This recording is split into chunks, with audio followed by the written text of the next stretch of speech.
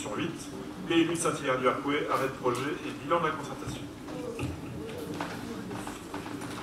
Alors, je vais essayer là aussi d'être le plus concis possible. Néanmoins, il y a quelques pages que je pourrais vous présenter. Je vais essayer donc de vous les raccourcir parce que je pense que vous avez tous lu le document. Donc je rappelle quand même que le projet de PLU de Saint-Hilaire-du-Harcouët est consultable au service d'urbanisme, sans problème. Donc 5 éléments: rappel du contexte de l'élaboration du PLUI, les étapes de la démarche, le travail en collaboration avec les communes, le bilan de la concertation avec la population, présentation du projet de PLUI de Saint-Hilaire-du-Harcouët. Donc rappel du contexte, donc l'ancienne communauté a prescrit le 8 décembre 2015 à la création de la communauté d'agglomération Saint-Michel-Normandie au 1er janvier 2017. Donc cette nouvelle communauté est devenue compétente en matière d'élaboration des documents d'urbanisme et a poursuivi la démarche initiée. Pour rappel, je l'ai dit tout à l'heure, mais 3 procédures d'élaboration sont en cours sur le territoire: le secteur de Saint-Hilaire-du-Harcouët, le secteur du Mortainais et d'Avranches-Mont-Saint-Michel. Donc l'élaboration d'un document de planification intercommunale, l'occasion de traduire une vision commune, un projet politique à moyen terme pour le développement et l'aménagement du territoire de Saint-Hilaire-du-Harcouët et d'affiner le lien avec l'ensemble du territoire de la communauté d'agglomération de Saint-Michel-Normandie. Le PLUI permettra notamment aux communes qui ne sont pas dotées de documents d'urbanisme d'avoir des perspectives d'évolution qui aujourd'hui peuvent être bloquées. Aux communes qui sont couvertes par une carte communale de se doter d'un règlement permettant de mieux maîtriser les caractéristiques et la qualité de leur urbanisation. Aux communes qui sont couvertes par un plan d'occupation des sols de conserver un document d'urbanisme sur leur territoire.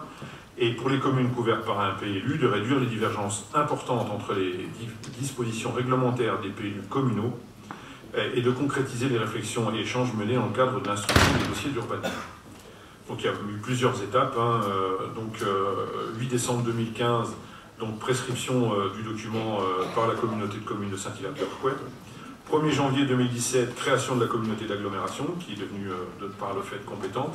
13 avril 2017, élaboration et délibération du projet d'aménagement et de développement durable. 3 juillet 2018, délibération de la communauté d'agglo intégrant le contenu modernisé du PLU et notamment du nouvel règlement d'urbanisme. 31 janvier 2019, donc aujourd'hui, délibération arrêtant le projet du plan local d'urbanisme intercommunal du territoire de Saint-Hilaire-du-Harcouët.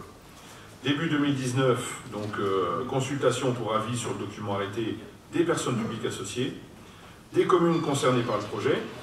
Toutes les communes du secteur de Saint-Hilaire-du-Harcouët donneront un avis et délibéreront sur le projet. Des communes limitrophes et des établissements publics de coopération intercommunale qui ont demandé à être consultés sur ce projet. L'enquête publique interviendra normalement fin de premier semestre et fin 2019, l'approbation, nous passerons donc à l'approbation du document. Le travail en collaboration avec les communes, donc les modalités de collaboration entre la communauté et les communes correspondent à celles qui ont été définies par la délibération du conseil communautaire de l'ancienne communauté de Saint-Hilaire-du-Harcouët. Le bilan de ces modalités de la collaboration fait l'objet d'une présentation détaillée dans le bilan de concertation, document annexe à la délibération du arrêt du PLUI du territoire de Saint-Hilaire-du-Harcouët. Le bilan de la concertation avec la population qui vous a été joint. Vous avez vu tous ce document, je pense que vous l'avez tous lu. Présentation du projet de PLUI de Saint-Hilaire-du-Harcouët, composition du PLUI. Sous-section 1, affectation et destination des constructions. Sous-section 2, qualité urbaine, architecturale, environnementale et paysagère. Sous-section 3, équipement et réseau. Liste des pièces, où s'ensuit toute la liste des pièces qui doivent composer le document. Vous voyez qu'elle est longue. Ensuite, donc, le PADD a fait l'objet de débats au sein de l'ensemble des communes et a ensuite été présenté au conseil communautaire du 13 avril 2017. Les grandes orientations, qui sont au nombre de 4. Axe 1, un territoire structuré économiquement foncier. Axe 2, un territoire de proximité proposant une offre d'habitat et un bon niveau de service pour tous. Axe 3, un territoire au service d'une dynamique de création d'emplois pour tous. Et axe 4, enfin, un territoire respectueux de son environnement et de son patrimoine. Donc axe 1, un territoire structuré économiquement foncier. Donc Le territoire a été subdivisé en trois: pôle rural, bourg d'hyper-proximité et commune rurale. Donc il a été prévu 800 logements sur la dizaine d'années. Je vous rappelle qu'un document d'urbanisme aujourd'hui se traduit sur 10 ans, hein, sur une planification de la consommation foncière et de l'accueil de nouveaux habitants sur 10 ans. Donc ce travail a été effectué sur les potentiels de densification au sein des espaces actuellement urbanisés. Concernant la vacance, des objectifs de résorption de la vacance ont été fixés en lien avec les actions en cours comme l'OPA et le PLH. Donc on a voté l'OPA tout à l'heure. Ceci a permis de définir le nombre de logements à produire en extension de l'urbanisation ainsi que les surfaces nécessaires selon les densités liées à l'armature urbaine. Vous avez vu que les densités sont différentes selon que l'on se positionne dans le pôle rural à 17 logements à l'hectare ou dans les bourgs d'hyperproximité ou dans les communes rurales à 10 logements à l'hectare. Ça se traduit par une consommation foncière qui est de l'ordre d'un tout petit peu plus de 42 hectares. Les secteurs en extension d'urbanisation ouverts à l'urbanisation en priorité, c'est le 1 à U, font l'objet d'orientations d'aménagement et de programmation, communément appelées OAP, qui définissent des principes d'aménagement sur ces secteurs. Afin de ne pas contraindre l'aménagement de ces futurs secteurs, les OAP s'intéressent principalement à la prise en compte des accès, de l'environnement immédiat, de la vocation du site, des objectifs minimums de densité en ce qui concerne les communes rurales. Les OAP sont majoritairement minimalistes, en indiquant seulement la densité minimale attendue par secteur ouvert à l'urbanisation. Un territoire de proximité dans l'axe 2, objectif de résorption de vacances, lien avec des démarches comme celle de l'OPA, les opérations en cours avec l'EPF et maintien des commerces de proximité, favoriser le maintien des commerces sur l'ensemble du territoire. Axe 3 du PADD, un territoire au service d'une dynamique de création d'emplois pour tous. Renforcer l'activité économique du territoire, sur les zones d'activité notamment. 114 hectares actuellement dédiés aux zones d'activité économique, 27 hectares 8 identifiés en extension d'urbanisation pour le projet de PLUI d'ici 2030. Les projets structurants de Saint-Hilaire-du-Harcouët ont été pris en compte comme Saint-Hilaire-Parc. Les activités localisées en campagne, suite au travail des élus, 61 STECA d'activités ont été identifiées sur le territoire.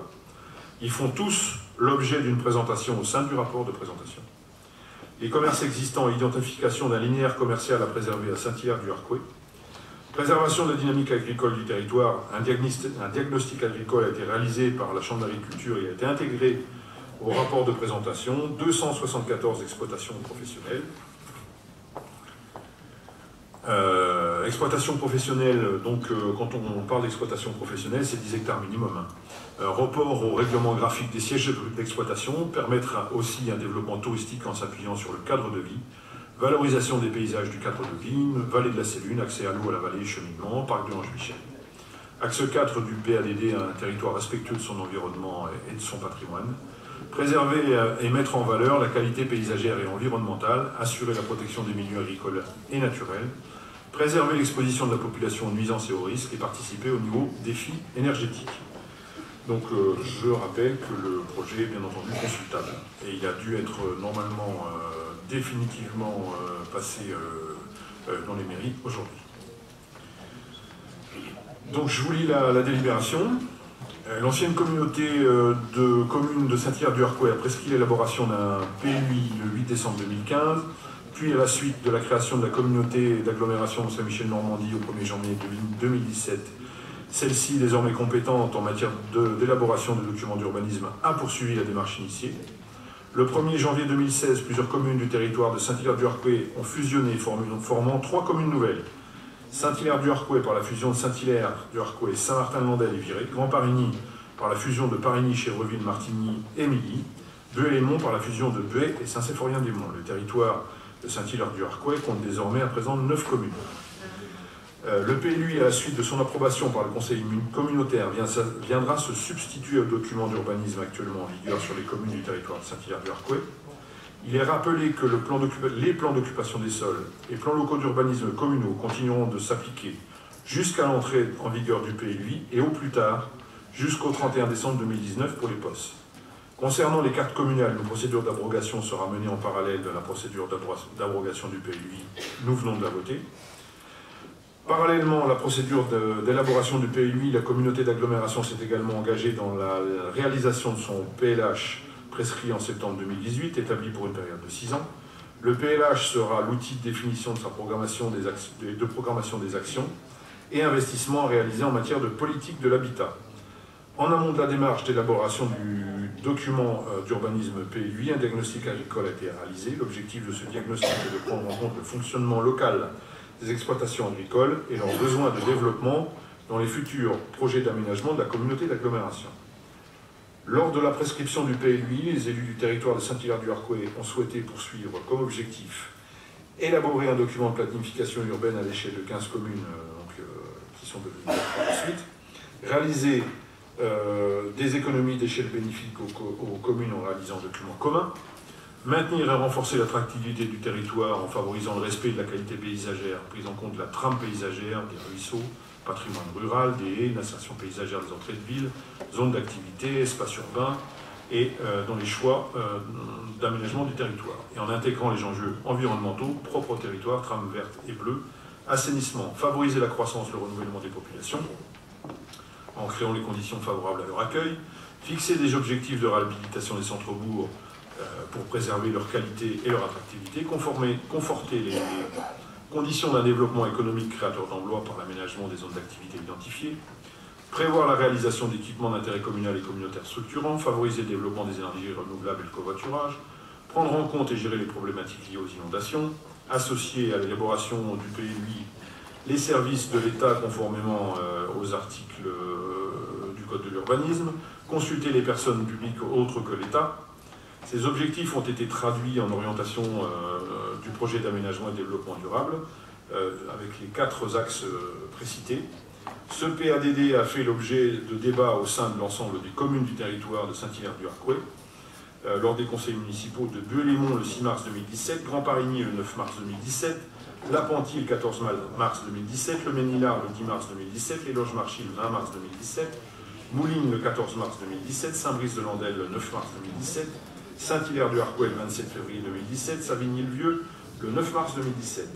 Le PADD a ensuite été débattu en conseil communautaire le 13 avril 2017, et tout au long de la procédure, les modalités de collaboration avec les communes du territoire de Saint-Hilaire et de concertation avec la population ont été réalisées sous différentes formes, voire le détail du bilan de concertation annexé à la présente délibération. Je vous passe les vues pour arriver tout de suite à la délibération. Il est proposé au conseil communautaire d'arrêter le PLUI du territoire, du territoire de Saint-Hilaire-du-Harcouët, de tirer le bilan de la concertation, de soumettre pour avis le projet de PLUI aux personnes publiques associées, aux communes concernées par le projet de PLUI, aux communes limitrophes et établissements publics de coopération intercommunale, qui ont demandé à être consultés sur ce projet. Conformément aux articles du Code de l'urbanisme, la présente délibération sera affichée pendant un mois au siège de l'agglomération, en mairie de chacune des communes concernées par le PLUI du territoire. La mention de cet affichage sera insérée en caractère apparent dans un journal diffusé dans le département et publié au recueil des actes administratifs de l'agglomération. Le dossier de PLUI tel qu'arrêté par le conseil communautaire est tenu à disposition du public. Je suis prêt à répondre à vos questions. Merci Eric. Alors, il y a déjà une intervention de Gilbert Vadou. Oui, donc je vais pas reprendre parce que c'est quand même relativement complet et puis vous savez ce que c'est qu'un PLUI puisque vous en faites un pour le Mortenay et pour l'ancienne communauté de communes, la branche Mont-Saint-Michel. Donc on est parti sur le même principe. C'était en effet une demande, là je reprends ma casquette d'ancien président de l'ancienne communauté de communes de Saint-Hilaire avec les 15 communes de l'époque. C'était une volonté en effet de faire un PLUI parce que certaines communes, sur un territoire qui avait déjà beaucoup travaillé l'urbanisme, on avait déjà 5 PLU, on avait des postes, on avait des cartes communales qui étaient en cours, etc. Certaines communes qui étaient au RNU, mais donc la volonté c'était de faire ça sur ce territoire. Donc on l'a lancé, on a choisi le cabinet en communauté de communes, et quand on est passé en communauté d'agglo, on était prêt à valider le PADD, quoi. Donc toutes les consultations, toutes les concertations ont été faites, hein, comme ça a bien été dit. Et la volonté, en effet, c'était dans un domaine, dans une région où l'agriculture est encore très, très performante et très présente, où on a encore la chance d'avoir un commerce assez intéressant et puis un artisanat assez développé. C'était, comme tous, comme ça nous est demandé d'économiser évidemment les terrains, ce qui correspondait tout à fait à nos demandes, puisque les OPA qu'on avait lancés aussi sur le Mortenay, ou toutes ces opérations avec le PF de Normandie et autres, c'était bien de ramener le maximum de population dans les centres-villes pour diminuer les coûts de fonctionnement de nos communes, hein, puisque ça limite les kilomètres de route, les kilomètres de tuyaux, les kilomètres de fibre optique, etc., et le ramassage scolaire. Donc tout va dans ce sens-là, et notre volonté c'était de terminer quand même, si possible, pendant notre mandat, c'est-à-dire avant l'an prochain, à peu près à la même époque, pour que, est-ce que c'était bien les 15 communes, il y avait 2 personnes par commune, même quand on a regroupé les communes, on a continué de travailler avec des personnes de chacune des communes. Alors, si mes collègues du pôle territorial de Saint-Hilaire ne sont pas d'accord, vous me le direz, sinon, je pense que c'est important. Alors, on a discuté, c'est un PLUI, donc on n'est pas toujours d'accord, on essaie toujours de composer par le maximum, mais je pense que ça a été validé au niveau du pôle territorial, ça a été validé, alors le PADD a été validé dans toutes les communes, et toutes les discussions sont arrivées à la conclusion qui nous permettrait d'avoir ce PLUI pour la fin de l'année, de façon à ce qu'il n'y ait pas d'interruption avec les communes et que nos successeurs puissent avoir un outil, une lisibilité pour les années qui viennent. Merci. Michel Gérard. Oui, j'ai écouté très attentivement le résumé qui a été fait par Eric de cette présentation. Tout est intéressant. Alors, par contre, j'ai trouvé des choses encore plus intéressantes que les autres.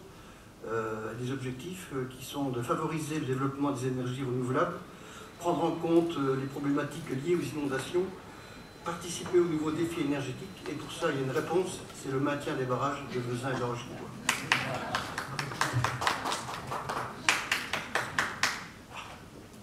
Par contre, je te rassure, le PLU tient bien compte des cartes du PPRI qui sont aussi en étude actuellement. C'était l'avantage, c'est qu'on avait toutes ces études-là. Et donc on a recalé aussi quelques petites choses pour que ça corresponde à ce qui va être sans doute validé par le PPRI, vu le nombre de personnes qui viennent nous voir actuellement pendant l'enquête publique. Y a-t-il d'autres interventions? Même si a priori tout a été dit. Jean-Claude Armandel. C'est pas dans l'ordre, c'est pas grave. Ah pardon. Non, c'est pas grave. Je vais parler du dernier. D'accord. Vas-y Jean-Claude. Oui, une information, si vous pouvez me la donner. Concernant les zones d'activité, c'est donc l'axe 3 du PADD. Combien y a-t-il de pourcentage d'occupés sur les 114 hectares actuellement dédiés aux zones d'activité économique? Je n'ai pas ce pourcentage-là.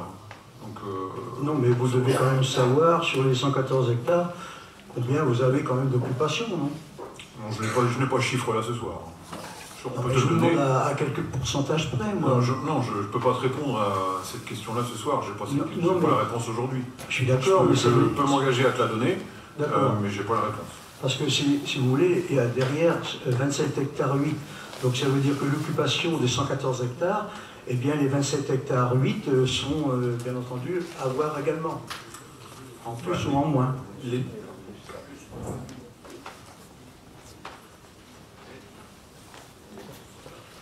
Alors, ce que tu demandes, c'est le pourcentage déjà occupé.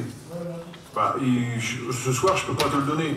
Sur toutes les zones, je n'ai pas ce pourcentage-là. Ce que je peux dire, c'est qu'il y a une partie des zones qui sont déjà bien entendu occupées, ça c'est sûr, mais je n'ai pas le ratio des entreprises déjà, des surfaces qu'occupent les entreprises au sein de ces 114 hectares. Je n'ai pas le ratio. Voilà. On t'entend plus, Jean-Claude. J'entends pas. Oui, ça veut dire que c'est une conséquence, effectivement, pour les 27 hectares 8 que vous allez mettre en extension. C'est un ensemble. Oui. Gilbert, je reprends le rapport. Et on te communiquera l'information. Oui, c'était surtout pour dire que Eric avait résumé 3 temps de travail. Et ça a été un boulot long, difficile.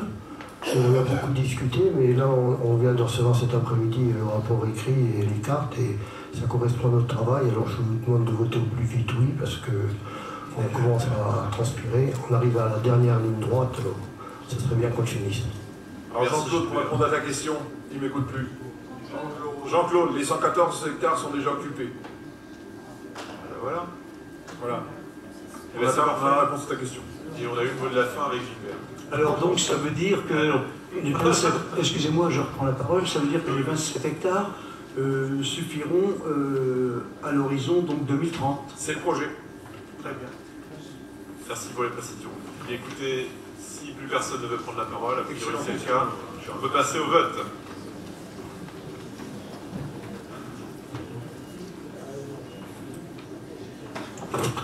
Vous pouvez voter.